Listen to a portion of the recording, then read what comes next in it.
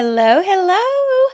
Welcome back to Skeletons Out the Closet, where we share transparent stories of faith, life, and everything in between. We're your hosts, Chase and Christina Grandstaff. I'm Christina. And I'm Chase. We are happy to be back with you today. Today we're talking about toxic distractions, how we emotionally numb ourselves without even knowing it. Yep. Let's talk about it. We got 4 points. We'll see if we can make through some of them. How many out there can testify that you find yourself emotionally numbing yourself Yep. through this life, through the grind, through the daily, right? And especially shout out to all the parents out there with raising these children these days in the streets. You know what I'm saying? It gets hard raising these kids. Yeah. And a lot of times we numb out. I wonder if we're on emotional overload because they're For sure. so much, like the internet is just so emotionally draining. Yeah, we're going to get to that one for sure. But listen, we got 4 points. Some of these are our things, and maybe they'll touch on some of your things. But listen, we probably could list 12 realistically, but not for the sake of this time frame because we're trying to get out of here. It's Taco Thursday. Yes. All right. We're excited. Got some taco meet up on the counter upstairs, trying to make some tacos. For real. So one of the things that in a toxic distraction, I know for my own life, and Christina not so much, but how I will emotionally numb myself, and a lot of times when I'm an emotional overload, right? Yeah. Got situations going on, circumstances are happening. There's a scenario in place where I just you check out, right? Yeah. You check out. I tend to have a toxic distraction of my life where I get busy. And which kind of works out for everybody in the sense that you do a lot of stuff. Yeah, I'm already task oriented. I'm already driven by responsibility and driven by high workload and high capacity. But it just kicks into overdrive if I am choosing not to emotionally what would you say? Emotionally step up to the plate and handle a situation? Yeah, I guess it works in some ways and it doesn't work in other ways, right? Because I will use a busyness to distract myself. I'll use busy work. I like to call it sometimes I'm like anxious cleaning. Yeah. I'm just like I'm scrubbing the same counter 3 different times. And like there's literally nothing there, and I'm just pushing the Dyson around the house, and it's like it just really doesn't need to be vacuumed right now. I will create work. Yep. I'll create projects. And you're like, what in the 10 minutes ago you were doing nothing. And so now how I know that you're doing this is that if I interrupt that, you're very high strung. Yes. Because I'm like, you don't know how much I need this right now. Yeah, like very antsy. Yes. You know what this project means to me? Yeah. There's a reason that all these potted plants need new fresh soil. Yeah.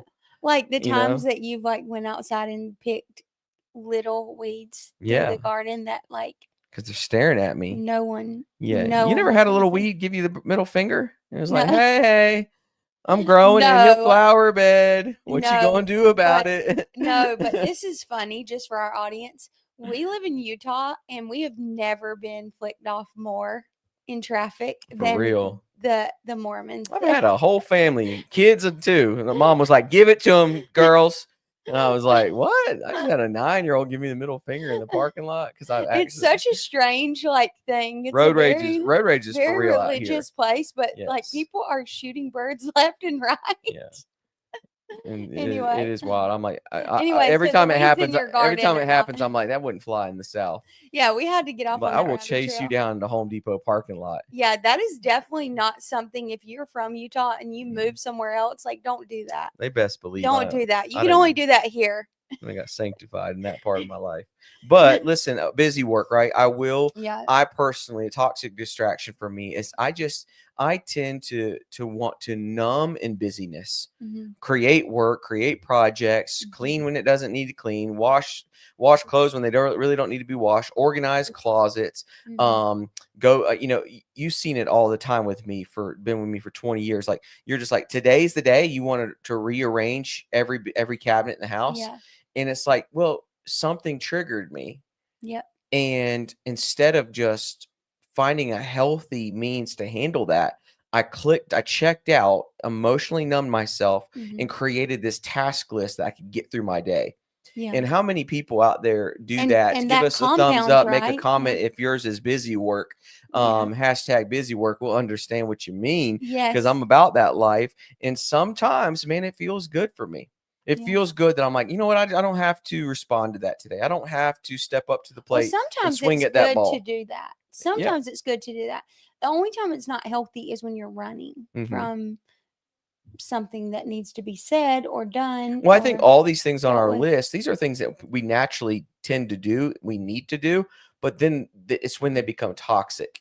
The Yeah. title is Toxic Distractions. Yes. I will in a toxic way overdo the busyness, overdo it, just start stacking stuff up, Some people creating live work. their whole life that way. They just stay in that grind And mode, you right? never see them become emotional because they don't know how to sit in their own feelings. Well, as in pastoral ministry over the years, I've been in counseling sessions, I've been in other people's homes, and especially when I've been brought into a scenario in someone else's home to counsel a situation, I can tell if someone has a toxic distraction of busyness where they will get up 20 times and they start tinkering, they start they're being over hospitable, and it's because they just don't want to confront, they don't want to deal with the issue at hand. They feel comfortable, they feel more comfortable in their busyness than they do addressing the problem.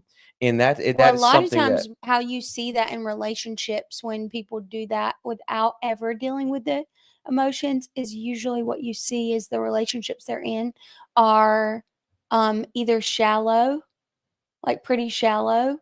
I'm not saying like, I'm saying if you do that all the time. yes, Like people who do that all the time, your relationships can be kind of shallow because you're not dealing with problems. You're right. just going and working and working and working. So I'm just saying the pendulum does swing that way where people have their whole personalities on. Well, I I'm know. going to stay busy and distracted so I don't have to experience Well, how many the times are me and you pain. having a serious conversation? The conversation needs to be had. Something needs to be addressed. A conflict needs to be resolved. We need to problem solve in a certain area. Uh-huh. And I'll get up in the midst of that and start like tinkering. Like I'll start wiping down I'm like, you are something. not listening to me. I'm like, well, I'm gonna cook while we talk. And I want to numb myself in some form of busyness. And it's a pacifier. Yeah. It's like a pacifier. It's like, hold on, this is, and it's like, oh, no, that now we worked into where this is now toxic. It's like, you shouldn't be doing that. You should be able to sit down, have a healthy conversation, deal with the issue at hand, and work through this without having to jump up and create some kind of task list, or, out of the middle of nowhere, you're like, you know what? I forgot that today was the day I needed to organize the garage. Yeah. And you're like, really? Today's the day? And I was like, yes, I've been thinking about that. How long have you been thinking about that? At least the past 20 minutes. It's like, okay, then that's not that big of a deal, but that's how my mind will work sometimes. And Yeah. it becomes toxic. Moving on, because we got 4 of Hold them. on, I want to say something. This is a way that we have figured out how to work around that we don't even think about naturally. Like to make a point, how we work around that when he's craving that busyness, or you need to be doing something while we're talking. If we go for a walk, that helps you to be doing something. We always have our best talks Yes. when we're walking. Yep. And then you really can't, like, if it's a disagreement, you can't get too like disagreeing in front of the neighbors. Yeah. And so I it mean, helps you. it kind of removes some of the external frustrations that you might have had, out there raking your yard. Yeah. You We've had a lot of really good. Well, that's good. Like practically, and maybe I shouldn't have moved on to the Yeah. next point. I'm just hungry. Okay. Can I be honest with you? I'm trying to get. I want to stay with you I'm guys trying to because clock I into had a little Taco breakfast. Thursday. All right. We missed Taco Tuesday. It's Taco Thursday. But really, practically, the practical truth of the matter is self-awareness. Yeah. Like there's moments I have to be like self-aware, and like this is now toxic. This is not good. This is not healthy. I need to. What am I running from? What am I not addressing? What am I not willing to work through? That's right. Because I am now filling the day with busyness so I don't have to step up to the plate and swing at this ball, whatever it is in front of me. And we have to be self-aware. And so what I encourage you guys, if you fall into the category of you emotionally numb yourself in the busyness and task oriented, and you just stack up your list so you don't have to confront the realities of this life on a day-to-day basis, I want to encourage you to be self-aware of when you're doing this, to be self-aware and ask yourself a question. Is this more important? I have to ask myself that question sometimes. And what am I doing today? Is it really more important than making that phone call? Is it really more important than going back in the house and settling that matter? Is it really more important than not taking the time and working through a solution to be a problem solver because I have an issue in front of me that seems insurmountable? And so that's something I want to leave with you today, is that if you find yourself in that category where you emotionally numb yourself and you're just a workaholic and you're task driven and it's always the next assignment and it's the next thing, what, ask yourself, are you emotionally numbing yourself with work? I know a lot of people do this, primarily up, squeaky, rubbing, foot's asleep. You can't hear it. My tradition, I got to change it up every 10 minutes here. I got shorts on too, so I ain't trying to show no leg. We don't want to get crazy up in here. It's the skeletons out the closet. Not knees out the closet. But the next thing is one of the ways we're talking toxic distractions. Yes. That may have come in a little bit weird. Yeah. But how we emotionally numb ourselves without even knowing it. And the second thing that we want to talk about is procrastination. Which is my field of expertise. We're swinging all the way the pendulum here. Chase is extremely busy. We'll turn the house inside out. Yard's always spick and span. There's never a project left undone. And we're swinging all the way over to procrastination here. So I'm not big on procrastination. Okay. Not that I'm not been found guilty of it at times, but this might be a little bit more in your wheelhouse. Well, so it is procrastination when you're busy because you're procrastinating. That's true. Emotional stuff. Okay. But I'm talking I got you on that. I'm talking like you have a to-do list. Like yours is like, I'm going to procrastinate the emotional stuff. Yep. So that I can do my to-do list. And I sit in my feelings. Yeah. And procrastinate the to-do list. Okay. So that, because I don't feel I have enough emotional, what's the word? Emotional stamina. Yep. To handle whatever I needed to get done. Whatever needs to be handled, right? Yeah. And so I'm very much struggle with procrastination. Procrastination is probably the number one thing I can notice. Somebody knocking on the door out here? Oh no. Good gracious. Who will be knocking on the door? What time is it? What in the world? I don't know what to do.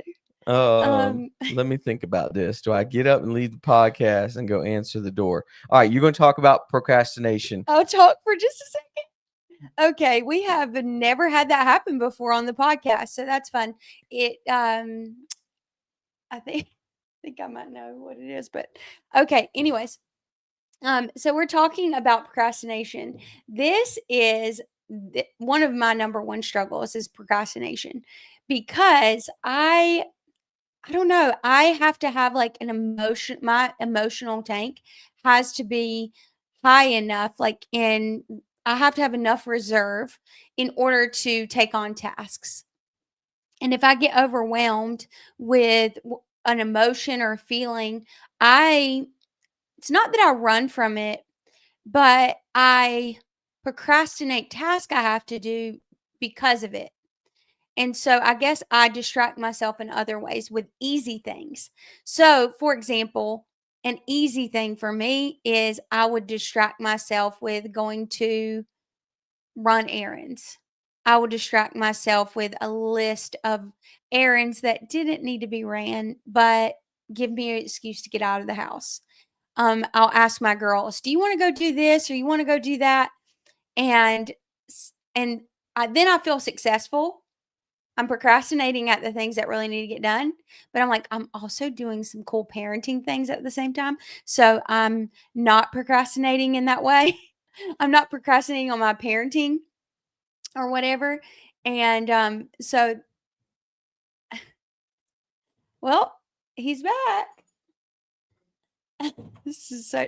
This is skeletons out the closet here. That's why we doing lives. Yeah. Okay. So what I was saying to them is that I procrastinate task that causes me, that I don't have enough emotional tank for. Yeah. And how That's I another self-awareness, right? It's yeah, like, so how I do that is I'll like make a list of errands that I need to run mm-hmm.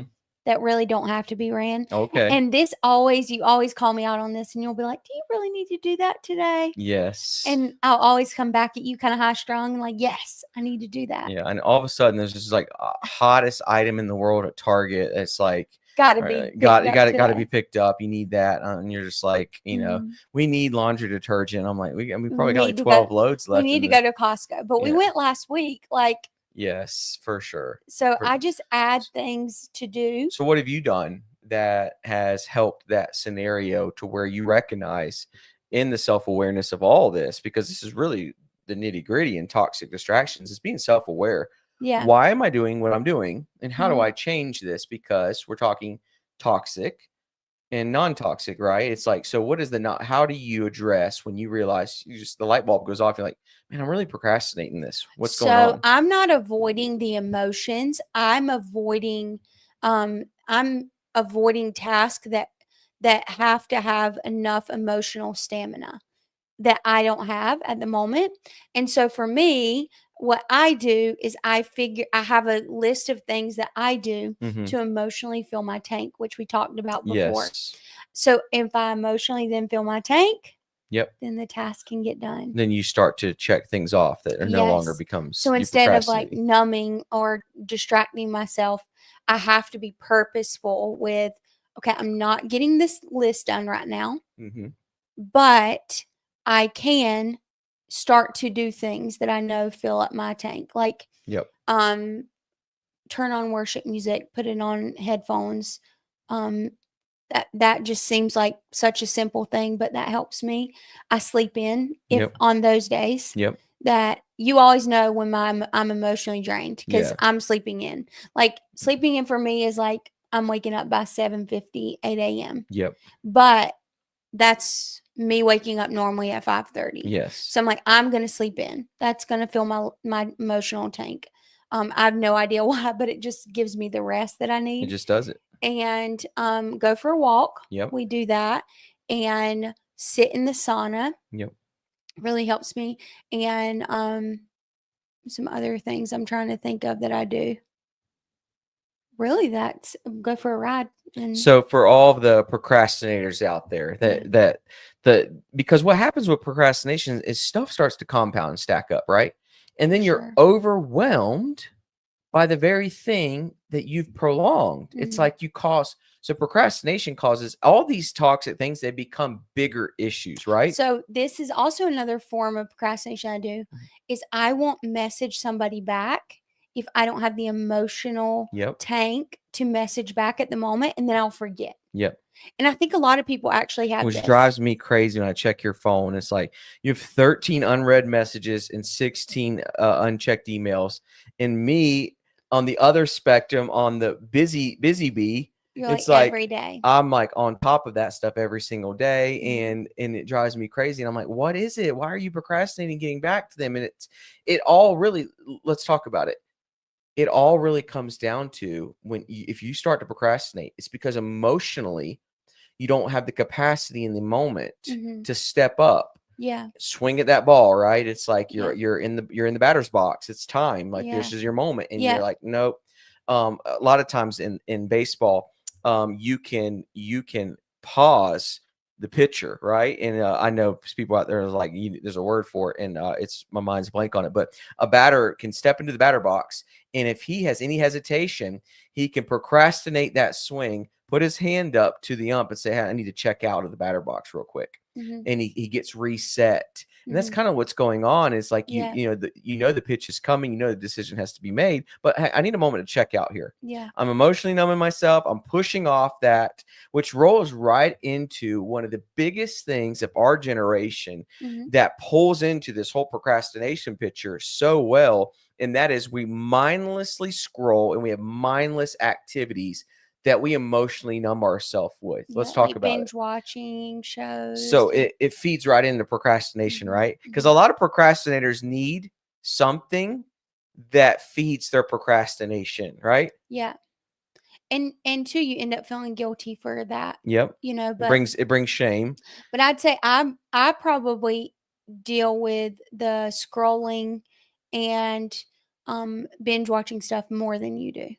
For sure. But it's because you're busy. Like you're finding Yes, yeah. something to do and Right. I'm like needing to So would you say distract myself. procrastination and this mindless scrolling and activity and binge watching, they feed off of each other, wouldn't you Oh say? yeah, like your need for procrastination because well, you're procrastinating because you don't have the emotional tank. Right. Well, it doesn't require a whole lot of emotional tank to scroll Yep. on social media.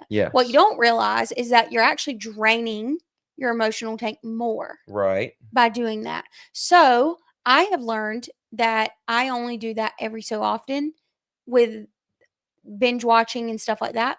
And the reason why is because if the more I avoid filling up my emotional tank, the more procrastination will happen. Mm-hmm. And the more doom scrolling I'll do, the more binge watching I'll do, the more of that I do, the less my tank has and the more procrastination comes. And then the list grows and then it's just a cycle of you get emotionally down. But when you have kids, I feel like you catch on to your emotional state a lot quicker. Absolutely. Well, because you got, a set of eyes that's constantly in need of some way, form, or fashion. They also know how to hit the nerve just right. Yes, for sure. and, and when that happens, and they don't mean to, obviously, it's just a part of a kid pushing back. Yep. You know, if everything's not compliant in these emotional situations, that's when you So notice. how do you help the mindless scroller out there that finds himself in a toxic pattern of emotionally numbing themselves? What would you say to them or how do you break? Like how do you break that? How do you become self-aware that I'm actually like I don't even pay attention to it anymore. I'm such in a habit of this that I'm mindlessly scrolling from app to app, from social media, to social media. I've now picked up another additional show that I gotta watch. Yeah. And how do they break free from that? Is there how do they is it cold turkey? Like because sometimes emotionally that can be helpful, right? Mm. Sometimes. I'm not talking about binging. I'm talking about like it's emotionally helpful that you have a show that you watch. Yeah, like Yeah. Yeah, restful if yes. it's doing it It for can be the right emotionally reasons. helpful that you're attached to social media in some way, form, or fashion, and you're watching the world. You're up to date with certain things. You're seeing people's children being raised. You're connected at some point. Like I think, social media was a big deal for us when we were detached and living overseas. yeah, We were able to stay attached just enough to feel like we're part of people's families and we're yeah, watching their kids. So yeah. there's a healthy balance there. But so what would you say to those that are in the toxic area now? They're emotionally numbing themselves. How do Mm. they get out of that? So I say two things. First, you need people in your life that have permission to speak what they notice Okay. because you will tell me when I do this. You'll Yep. say, I'm about to show a little leg. Y'all don't get crazy up in here. so you'll say, Christina, I've seen you scrolling a lot Yep. and it seems like you're distracting yourself. Yeah. And so that's really helpful. And then I pick myself up off the ground and get a cold pack. Blink That's twice if you really need help, Chase. that's really helpful. But the second thing is know how to feel your feel. That was really southern. Mm-hmm. Know how to fill your emotional tank. Yes. If you don't know how to fill your emotional tank, then you will procrastinate because you don't, and you will doom scroll and Binge binge watch. watch Mindless technology. because that's all you can do. Yes. And so I don't think putting that list in front of you for a person that's like you're not like that. But for me, if you put a to do list in front of me and I haven't emotionally filled my tank to be able to handle it, then I'm just going to get more, You'd be overwhelmed. more. Yeah, Yeah. I'm just going to go more into down procrastination, the rabbit hole. more into laying on the couch watching shows like cooking shows or whatever. I'm going to do more of that and less of focus, because the issue is not that I don't have enough time to get my stuff done. It's that I don't have the emotional capacity to get my stuff done. So you have to know how to, because me and Chase are different. Every person's different. What fills your emotional tank? We talked about this in a previous podcast. I don't know which podcast it was. Watch them all and you'll find it. Yeah. So there's one that we talk about that. There's only 8, so you should be able to find it pretty well. But it we talk about how we emotionally fill our tank, and you have to figure out like what works for you. Yep. And then, because that's the root of the problem, right? Yes. The same way with the busyness, when you're avoiding emotions, right? We're getting to the root of the problem. Yep. That's why it's toxic, because it's somewhere at that. I say that's why it's toxic, but that's how it can be toxic if you find out that the root is kind of it's decaying, it's corroded, it's damaged. Like when you go down and you find that the root ain't good, then there ain't gonna be good fruit bearing on that tree, that aspect of your life. And for me, I realized a long time ago that busyness was a way that I was emotionally numbing, and I had to address the fact that I didn't like conflict. I was a peacemaker. And I realized that, that can be pros and cons to that. For procrastination, for you, is you're a very emotional person, and you don't like to handle highly emotional situations if you do not have the reservoir filled. If you don't feel like I have the capacity to deal with this right now, then I'm not going to handle it well. And you go into procrastination, you go into mindless scrolling, you start to emotionally numb yourself, and you start to actually, run from that situation, that scenario, that response, that comment, whatever it might be. You plug it in X, Y, and Z, right? So you're running from emotions, and I am running from tasks that will require an emotional. Because I'm trying to protect my peace, and you are. I'm trying to. It's probably perfectionism to say, well, I can't perform this task well. So I'm not going to do it. That's exactly what it is. Yeah. Did we just find out something new? It's possible. No, we did know that, but we hadn't talked about it in a while. No, but you're a recovering perfectionist, that you've had to kind of work your way out of that. And that is it's absolutely so true. And that maybe that'll help somebody today, that you say, man, I think procrastination and mindless activities, maybe it's rooted in the fact that if you feel like you can't step up at full capacity. So what would you say to that, Christina? Would you say that it's better to show up as the version of yourself, or do you tame that back and say, no, there's moments where you need to mindlessly talk? Let's talk about that. Like, because there's a reality there, right? Of self-awareness. There's been times where it's been helpful that you procrastinated. There's been times it's been a little helpful that you decided, I'm going to take the afternoon and mindlessly scroll. But if I know that my emotional tank needs to be filled, like it's different than rest.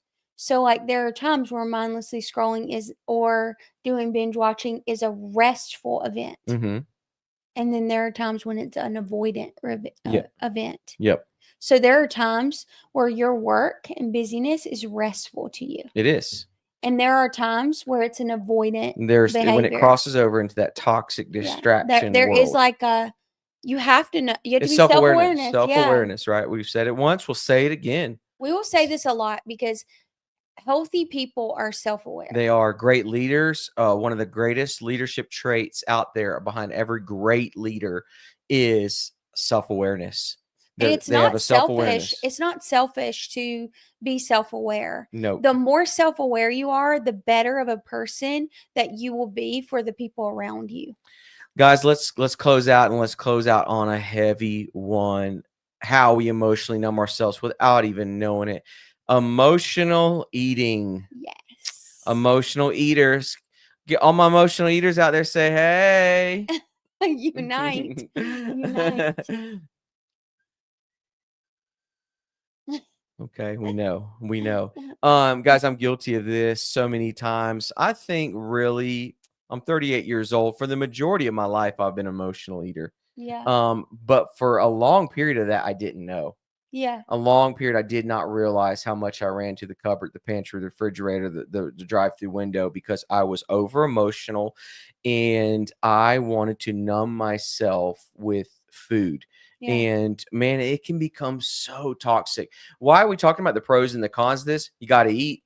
Yeah. You got to eat to survive. You Mhm. need to work to make a living. You need Well, to. also your hormones will tell you you're hungry Sometimes when procrastination you're is it can be a positive thing. You need to put that thing off. It doesn't need to be responded to right now. You don't want to jump the gun your entire life and put, get the buggy before the horse. Mhm. Sometimes it's nice to just mindlessly scroll a little bit. Yeah. It can be helpful, man. It can help you kind of reset and check Especially out if a you're little like bit. super anxious. Yeah, you just check out of the situation a little bit. But guys, we got to eat, right? But how many of us find ourselves, and I want to talk to those out there, you don't even realize it.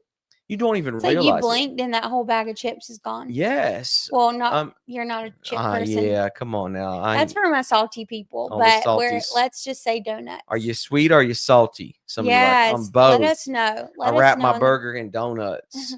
Let us know in the comments if you're sweet or salty. Yeah, so I have a sweet tooth. I have had a sweet tooth. I'm a recovering sweet tooth addict, and I put that devil under my feet. You know what I'm saying? Did y'all know that one of the demons in hell, his name is Sugar? Uh-huh. Come on now. But sugar is that it be that thing for me, like it wrapped me up around its finger too many times. But I just realized over the past couple of years, especially over the past 4 or 5 years, as I've grown and matured and became the most humble person I know, that I emotionally run to food and it became unhealthy. Yeah. It became unhealthy. I can't tell you how many times I find myself in the kitchen 11:30 at night and I'm like, why am I in here? Why am I in here? Because it was the first time in the day that my mind slowed down and I was overwhelmed by my thoughts. Yeah. And I got out of my busyness. Mm-hmm. My real strong, my strong crutch got kicked out from underneath me because the sun went down. And then you're like, well, I And haven't I'm eaten like, much all day. yeah, and I'm like, hold on, what else do I got to lean on Yeah. here? Because I can't wake up the kids and I can't go outside and cut the grass at 11 o'clock at night. Neighbors think I'm crazy. And, the pressure washing at 12 o'clock is going to maybe come across as a little weird. Yeah. And so what was my next go-to? My next go-to was food. And it made me feel good. And it was instant relief sometimes. Yeah. I don't know why. There's probably some chemical imbalance stuff going on there, maybe, or some chemical science. Well, sugar. Is this science? Is it science? Could it be? Could it be science? Sugar. It could sugar be, though. Is technically, and this is not to offend anybody. It's a drug. It's a drug to your brain. It's a drug. I like caffeine, and that's also that. Caffeine. Yep. But come on now. It is a drug to your brain in the sense that it's going to give you a chemical reaction. Yes. Of relief in some way. But then when you overdo it. Well, we could go into the science of dopamine spikes and insulin spikes and what it does to our body. And because there's a real reality there of what it does to our emotions, what it does physically to us. But guys, can I help you with something? Because we could talk about this subject for days. Yeah, what's helped you? Emotionally eating. What's helped you? I think what's helped me is I realize I have a toxic relationship with food. Food was never meant to be that suppressant in my life. God created food for a reason, to keep us healthy, to keep us strong, to keep us going. It was never meant to be an emotional roller coaster in your life. It was never meant to be something that you run to. And once I started, this might sound crazy, it might sound weird. Once I started to realize I'm an emotional eater and I'm going to get better and I'm going to get healthier from this, I started to look at when I had emotional spikes, I would start to say things like this. I would look to certain food. I say, well, you're not really worth it. You're not really worth it. You're going to shortchange me. You are temporary relief. And I'm actually not going to find my fulfillment in that. And it would help me so much. I mean, you catch me in there talking to a bucket of ice cream at the kitchen counter. You might be like, Chase, what's wrong? You seek help immediately. 1-800. So I will say this: if you're an emotional eater, um, sometimes having only specific things that you do that you will binge eat. Yes. Not binge, but you know what I'm saying, like, you will eat more than you normally would. Like, for example, blueberries is like a Yeah. thing that you do now. Well, but before we move on to that, Something healthy. I want to touch on this, like, because there's two different factors. Christina's moved into the second one, Yeah. but I want to stay on this first one for real quick so that you understand, like, practically to bring value to those who are struggling in this area. And you say, you raise your hand and say, I'm an emotional eater. It's toxic. It's unhealthy. I want to change. I started to have conversation with myself in the moment. So I was highly emotional, and I was realizing I'm going to the cabinets, the refrigerators, the drive-through lines, and it's for no other reason other than I'm highly emotional and I want to feel good. And I had to start having conversations with myself, and I maybe sometimes bring you into the picture, bring someone you trust, accountability, and have real honest conversations with, why am I doing this right now? Mm-hmm. This is going to be short-lived. I'm going to feel horrible after this gets done. It's the same, guys. I hate to say this, but it's so true. I struggled before with different drug addictions. I've struggled with alcoholism. It's the same exact conversations and feelings that I overcame those things that I've overcome emotional eating. Yeah. It's the same. Why is that? I don't know. There's a lot of research behind that, but I had to start having the same kind of conversations with myself, self-awareness. Why am I doing this? Why am I back at Krispy Kreme? You know what I'm saying? Why am I back at having another cup of ice cream when I said I wasn't going to do this anymore? Why am I doing this? And started having honest conversations with myself, become self-aware of, I'm not hungry. Yeah. I'm actually just over emotional. Yeah. And I'm not handling the situation. I'm wanting to suppress and emotionally numb myself in food. And I started to just grow and mature in this and say, you know what? I have power over this. Can I talk to you real practical? I started to look at certain situations and say, I got power over this. Yeah. Food can't control me. Matter of fact, we laugh about it sometimes. We say, King's stomach ain't in charge of me. Yeah. I have authority over my stomach. I have authority over what I'm going to eat. I have authority over what I'm. Powerful people make powerful decisions. Yeah, they I control quit making themselves. excuses. This is going to be, it's going to hurt somebody's feelings, because, like, no, I need a little bit more elementary practical. I quit making excuses. Yeah. I started to look at the scenarios and say, no, I'm actually not hungry. No, I'm actually not going to eat right now. I just had dinner. I'm not going to continue to binge out on food because I'm over emotional. This is unhealthy. This is toxic. And I'm going to take a stand. And I'm going to take my life back. And you're looking at an individual who's lost 100 pounds multiple times in my life. And a lot of that weight gain, again, and going back through the roller coaster, was because I was in a cycle of emotional eating. Yeah. And I've lived an emotional life. Yeah. And so I would just be in this dysfunctional, toxic cycle. Yeah. And another thing that Christina tapped into is very practical. It can bring value to your life. It brought value to mine. Is I just got real sometimes where, like, I'm over emotional. I'm not going to beat this thing today. It's going to take me. Yeah. I feel it's got me in the headlock. So here's what I'm going to do. I'm going to eat good foods, healthy foods. I'm going to fill myself up. Guess what? Today was going to be a 2-steak day. Today's going to be an extra hamburger day with no bun. Today's going to be excessive bacon. Today's going to be 6 eggs instead of 4. That might sound silly to some people out there, and you're like, that's crazy. But it's because I conquered the first thing, which was the unhealthy, toxic aspect. And I stepped into another realm of, like, you know what? I am emotional today. And I'm going to eat that extra cheese patty from Wendy's. But here's the thing, and it fills you up, and it actually stops it. It stabilizes your emotions. Yeah. It stabilizes you. You come off the cliff, you come off the edge, and you're like, because you're not having blood sugar spikes when you're just doing it with protein or healthy things. And if you're not having those blood sugar spikes, then you don't have to repeat it. I had an emotional day yesterday, and I felt myself eating a little bit more excessive, but guess what it was?